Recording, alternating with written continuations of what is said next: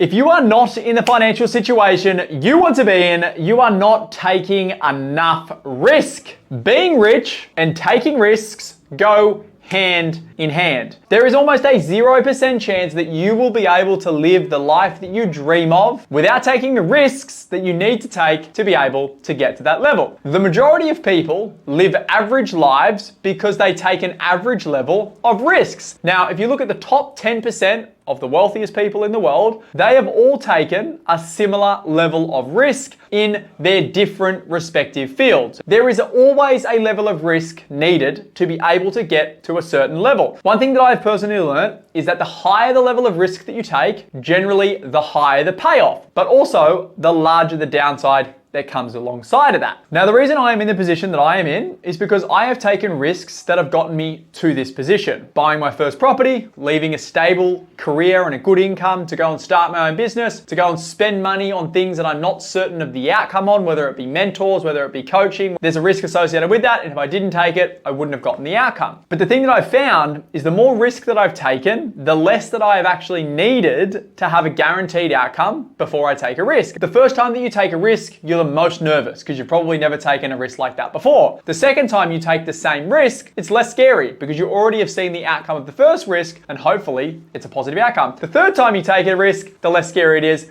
and so on and so on. And the reason it may seem like people can take huge risks and it not be super risky to them is because they've taken a huge amount of little risks to get to the point of taking what seems to you like a big risk. You essentially are building muscle memory. And I see this all the time when I speak to clients about their property portfolios. If we build out a portfolio plan for a client where there might be 10 or 15 property purchases over 20 years, to try and imagine what that looks like in 20 years' time is very hard because most people are starting from 0 or 1 or maybe 2 properties. But as you go through that journey, every time you buy a property and take a risk, you get more comfortable with taking that risk because you now have experience. And it's exactly what's happened to me. I started with 1 property, 2, 3, 5, 10, 15 properties. And now every time I buy a property, it doesn't feel like I'm doing anything because I've done it so many times before. In short, take risks on a regular basis that are calculated if you want to get to the life that you have always dreamed. Small risks taken on a daily basis or a weekly basis, compounding over a long period of time, will make it much easier to take that big risk when you need to hit that home run to be able to give you the life that you want.